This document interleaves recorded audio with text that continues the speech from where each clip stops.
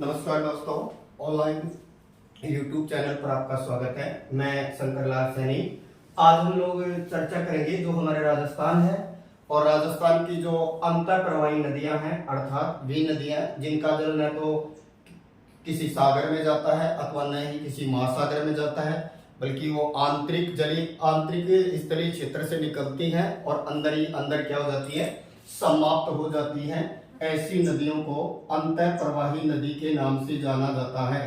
और दोस्तों, राजस्थान की अंतः प्रवाही नदियों के अंतर्गत है जो हम बात करें कि जो सबसे बड़ी जो अंतः प्रवाही नदी है वो है घग्गर नदी। घग्गर नदी जिसे राजस्थान का क्या कहा जाता है, शोक भी कहा जाता है। तो घग्गर नदी जो है वो सबसे लंबी अंतः प्रवाही नदी मानी गई है। दोस्तों, इधर की तरफ कौन देश है, पाकिस्तान है। पाकिस्तान, फिर बात करें दक्षिण की और राजस्थान के, तो इधर की तरफ कौन है, गुजरात है। यहाँ पर कौन है, दक्षिण पूर्व में एमपी है, फिर पूर्व में यूपी है। उत्तर पूर्व की और बात करें तो आपका हरियाणा है। और अगर उत्तरी सीमा की बात करें तो राजस्थान की उत्तरी सीमा की तरफ यहाँ पर कौन है, तो यहाँ पंजाब है। दोस्तों, अंतः प्रवाही नदियों का संबंध अरावली से पश्चिम में माना जाता है। अंतः प्रवाही नदियों का जो सर्वाधिक विस्तार है ये अरावली पर्वतमाला है, जिसके ऊपर से 50 सेमी की समवर्षा रेखा गुजरती है, जो हमारे राजस्थान को दो बराबर भागों में बांटती है। जो राजस्थान के अंतर्गत जो अंतः प्रवाही नदियां हैं उनको हम देखते हैं कौन कौन सी अंतः प्रवाही नदियां हैं। तो एक शॉर्ट ट्रिक ले सकते हैं। शारूपा का रूप, घगरा में बाका। जो प्रमुख जो सहायक नदियां हैं वो इसी ट्रिक से निकलेंगी। तो सा से बना देंगे साबी नदी, फिर रूपा से बन जाएगा रूपा रेल, और रूपा रेल को ही कहा जाता है लसवारी, और इसे ही एक और नाम दिया गया है वराहा। फिर का से बन जाएगा काकनी, इसे ही बोलते हैं काकने, और इसी का एक और नाम है मसूरदी नदी। फिर आती है रूपनगढ़, फिर इसके बाद में अगली हो जाएगी घग्गर, में से बना देंगे मेंथा, बा से बन जाएगा बाण गंगा, और का से बना देंगे काटली या कांतली।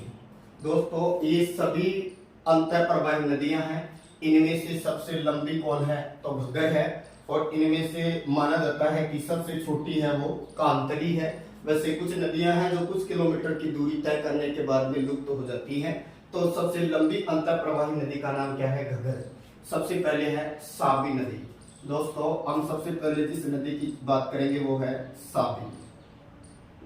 तो स्वाभाविक साबी नदी के बारे में फर्स्ट क्वेश्चन उठता है कि साबी नदी का अगर हम उद्गम की बात करें कि ये कहां से निकलती है, तो साबी नदी जयपुर सीकर की सीमा पर स्थित सेवर की पहाड़ियों से निकलती है, और सेवर की पहाड़ियों का संबंध जयपुर से बनता है। इसलिए साबी नदी का जिला कौन हो जाएगा, जयपुर।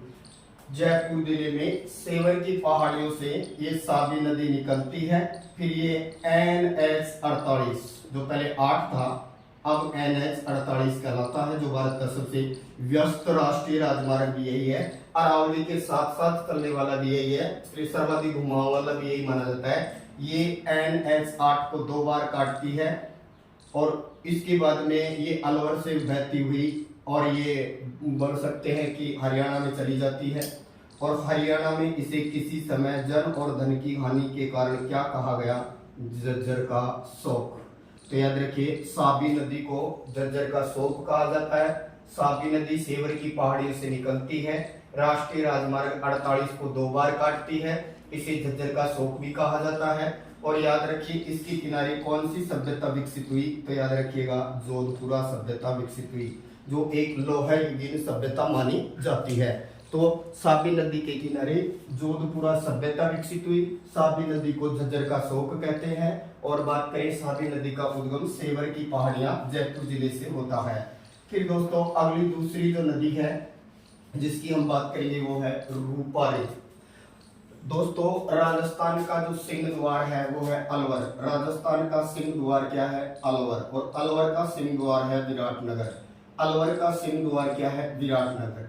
नदी है रूपारेल, और रूपारेल का ही एक नाम क्या है? लसवारी। और इसी का एक और नाम मिलता है वराह नदी। तो दोस्तों इस नदी के उद्गम की बात करें तो जो अलवर जिला है, अलवर जिले में थानागाजी है। अलवर जिले में थानागाजी के पास में यहाँ पर उदयनाथ की पहाड़ियां हैं। अलवर जिले में थानागाजी के पास उदयनाथ की पहाड़ियों से जो नदी निकलती है उसी नदी को नाम दिया है रूपारेल। इस नदी का जल भरतपुर में रोक दिया गया है और भरतपुर में इसका जल रोककर मोती झील बनाई गई है, जिसे भरतपुर की क्या बोलते हैं? Life line. भरतपुर की लाइफ लाइन किसको कहा जाता है? मोती झील को। और ये मोती झील जो है ये सर्वाधिक नाइट्रोजन का उत्सर्जन भी करती है। दोस्तों रूपारेल नदी के किनारे कौन सा सभ्यता विकसित हुई? तो याद रखिएगा नो है। रूपारेल नदी, इसे लसवारी और वराह भी कहते हैं। इस नदी का उद्गम अलवर जिले में थानागाजी के पास उदयनाथ की पहाड़ियों से होता है। इसी के किनारे भरतपुर में नौह सभ्यता विकसित हुई, जहाँ पक्षी चित्रित ईंट मिली है। और इसी नदी का जल रोककर मोती झील का निर्माण किया गया है, जिसे भरतपुर की क्या कहा जाता है? Life line. और मोती झील में हरित शैवाल पाए जाते हैं, जिसके कारण ये सर्वाधिक नाइट्रोजन का क्या करती है? उत्सर्जन। फिर दोस्तों तीसरे नंबर पर अगली नदी है जिसका नाम क्या है? काकनी, काकने या मसूरदी। काकने, काकनी या मसूरदी। तो याद रखिए अगली नदी जिसका नाम है काकने या काकनी या मसूरदी। और इस नदी का संबंध जिला होगा वो है राजस्थान का कौन सा जिला? जैसलमेर। जैसलमेर जिले में एक गांव है जिसका नाम है कोटरी गांव। जैसलमेर जिले में कोटरी गांव से ये नदी निकलती है और आगे चल करके एक झील में गिर जाती है या एक झील का निर्माण करती है, जिसको नाम दिया जाता है भुज झील। कभी कभी इसमें अधिक जल आ जाता है तो ये आगे बहती है और आगे चलकर फिर मीठा की खाड़ी में गिरती है। और मीठा की खाड़ी का संबंध कहाँ से है? जैसलमेर से है। तो दोस्तों काकने, काकनी या मसूरदी नदी का उद्गम जैसलमेर जिले में कोटरी गांव से होता है और ये भुज झील में गिरती है। और ये कहें कि कभी कभी ये भुज झील को भी पार कर जाती है, तब ये फिर मीठा की खाड़ी के अंतर्गत गिरती है। इसके बाद में अगली नदी है जिसको नाम दिया है रूपनगढ़। और दोस्तों रूपनगढ़ का जो उद्गम है, अगली नदी का नाम क्या है? रूपनगढ़। रूपनगढ़ का जो उद्गम है ये कहाँ से माना गया है? तो ये सलेमाबाद से निकलती है। सलेमाबाद किशनगढ़ के पास में पड़ता है। जिला बोले तो अजमेर। अजमेर जिले में सलेमाबाद के पास से निकलती है ये और आगे चल करके और सांबर झील में गिर जाती है। तो याद रखिएगा रूपनगढ़ नदी सलेमाबाद अजमेर से निकलती है और आगे चलकर सांबर झील में गिर जाती है। इसके बाद में फिर अगली नदी है वो है आपकी घग्गर। और दोस्तों घग्गर नदी लंबी है इसलिए इसको हम आगे बढ़ेंगे। फिर मेंथा की बात करते हैं यहाँ। तो जो मेंथा नदी है, इस मेंथा नदी की अगर बात करें तो मेंथा नदी का उद्गम जयपुर जिले में मनोहरपुर की पहाड़ियों से होता है। जयपुर जिले में मनोहरपुर की पहाड़ियों से होता है और ये भी मनोहरपुर की पहाड़ियों से निकल करके आगे चलकर बहती हुई सांबर झील में गिरती है।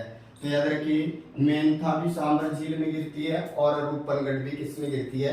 सांबर झील में। मेंथा के किनारे ही लूणवा तीर्थ स्थल है। लूणवा तीर्थ स्थल है वो मेंथा के किनारे है, जो मनोहरपुर की पहाड़ियों से निकलकर सांबर झील के अंतर्गत गिर जाती है। इसके बाद में दोस्तों अगली नदी है वो है बाणगंगा। बाणगंगा दोस्तों बाणगंगा को एक और नाम दिया गया है अर्जुन की गंगा। और इसी को ताला नदी भी बोलते हैं। इसी को रुंडित नदी भी कहा जाता है, रुंडित नदी। और इसी को एक और नाम दिया जाता है तीर गंगा। अर्जुन की गंगा, तीर गंगा, ताला नदी एक ही है। इस नदी के उद्गम की बात करें तो ये बैराट की पहाड़ियों से निकलती है और बैराट की पहाड़ियों से निकलती है और ये पहले सीधा अपना जल यमुना में ले जाती थी। वर्तमान में ये भरतपुर के आसपास की सीमा के ऊपर ही क्या हो जाती है? समाप्त हो जाती है। तो ये भी अंतः प्रवाह के अंतर्गत मानी जाती है। इसकी कुल लंबाई 380 किलोमीटर मानी जाती है। और इसके किनारे जो सभ्यता विकसित हुई है वो कौन सी है, तो बैराट सभ्यता है। अर्थात जयपुर जिले में बैराट की पहाड़ियों से बाणगंगा, अर्जुन की गंगा, पीर गंगा, ताला नदी या रोहित नदी का उद्गम होता है। भरतपुर की सीमा पर यह समाप्त हो जाती है, लगभग 380 किलोमीटर बहती है। पहले ये यमुना में जल ले जाती थी, इसी के किनारे बैराट सभ्यता विकसित हुई।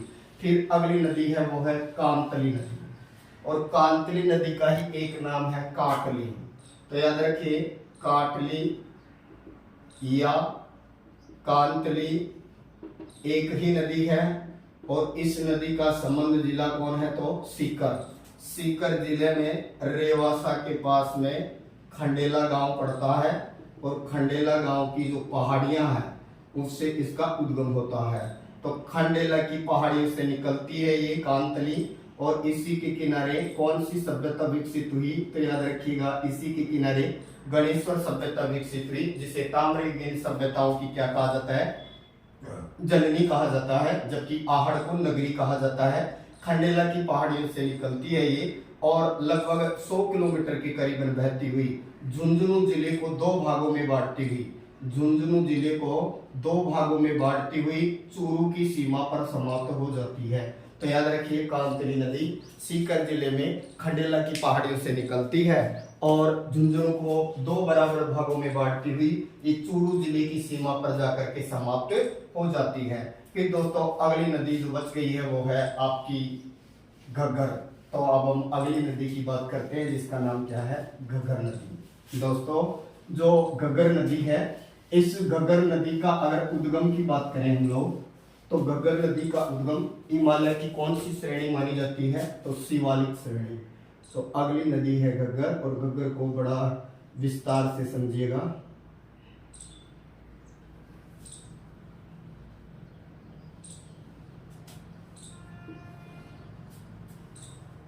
दोस्तों इधर है बंगाल की खाड़ी, इधर आ जाएगा श्रीलंका, और दक्षिण में भारत के हिंद महासागर हो गया।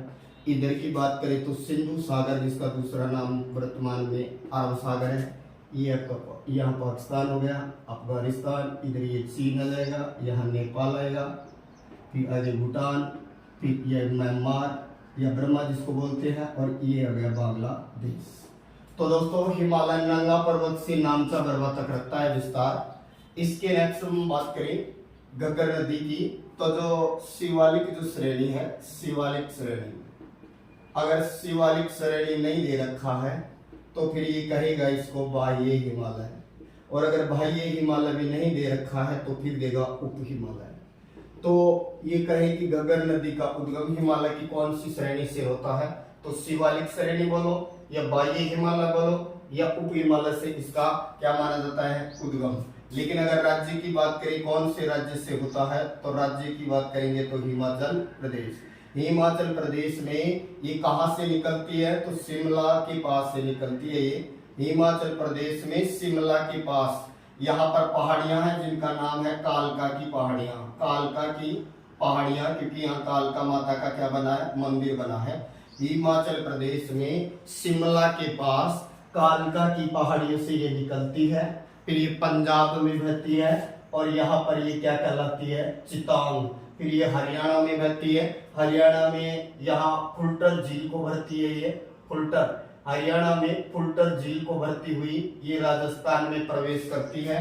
अब दोस्तों याद रखिए, ये राजस्थान के जिस जिले से प्रवेश करेगी तो वो जिला कौन है, हनुमानगढ़ जिले से प्रवेश करती है, और हनुमानगढ़ जिले के भी टीबी नामक कस्बे से क्या करती है, प्रवेश, और यहीं पर ये राजस्थान की सबसे नीची झील को भरती है, जिसका नाम क्या है, तलवाड़ा। तो तलवाड़ा झील को कौन भरता है, घग्गर नदी। घग्गर नदी राजस्थान के उत्तर से प्रवेश करती है, हनुमानगढ़ जिले के टीबी नामक कस्बे से प्रवेश करती है, फिर ये तलवाड़ा झील को भरती है, फिर ये आगे बहती है, आगे इसी के किनारे राजस्थान का सबसे प्राचीन दुर्ग भटनेर स्थित है। फिर इसी के किनारे कौन सी सभ्यता विकसित हुई, तो याद रखिएगा इसी के किनारे कालीबंगा व पीलीबंगा सभ्यता स्थल मिले हैं, इसी के पास में है ये कालीबंगा, पीलीबंगा। फिर ये गंगानगर में चली जाती है, हनुमानगढ़ से बहती हुई गंगानगर में चली जाती है, और गंगानगर के दो शहर हैं, एक का नाम है अनूपगढ़ जो कि जिला घोषित हो चुका है, और दूसरा है सूरतगढ़ जो कि एशिया का सबसे बड़ा कृषि फार्म माना जाता है। ये दोनों ही शहर घग्गर नदी के किनारे हैं, और कभी कभी ये भारत पाक सीमा को पार कर जाती है और पाकिस्तान में जहां तक चली जाती है उस जगह का नाम है पोर्ट अब्बास। तो पाकिस्तान की पोर्ट अब्बास तक चली जाती है। इस नदी की टोटल लंबाई 465 किलोमीटर मानी गई है, और इस नदी को नट नदी, हकरा नदी, सोतरा नदी, लेटी हुई नदी, राजस्थान का शोक कहा जाता है। तो याद रखिए, घग्गर नदी को, घग्गर को क्या क्या नाम दिए हैं, तो नट नदी भी यही है। इसके अलावा इसको पाकिस्तान वाले क्षेत्र में हकरा नदी कहा जाता है, यही मृत नदी मानी गई है, डेड रिवर है, और इसी को कहा जाता है लेटी हुई नदी के तौर पर भी जाना जाता है। इसके अलावा इसे राजस्थान का क्या कहा गया है, शोक कहा है। और ये प्राचीन जिस नदी के स्थान पे बह रही है वो सरस्वती है, जो ऋग्वेद की सबसे पवित्र नदी मानी गई है, जिसे नाम दिया है नदी तमा, अर्थात नदियों में प्रमुख। दोस्तों, जो प्राचीन सरस्वती नदी बह रही थी उसी की जगह पर वर्तमान में ये घग्गर नदी बह रही है। तो घग्गर नदी राजस्थान की सबसे लंबी अंतःप्रवाही नदी है, और ये उत्तर से प्रवेश करती है राजस्थान में और वापस उत्तर की ओर चली जाती है। तो दोस्तों, ये थी राजस्थान की अंतःप्रवाही नदियां। Thank you.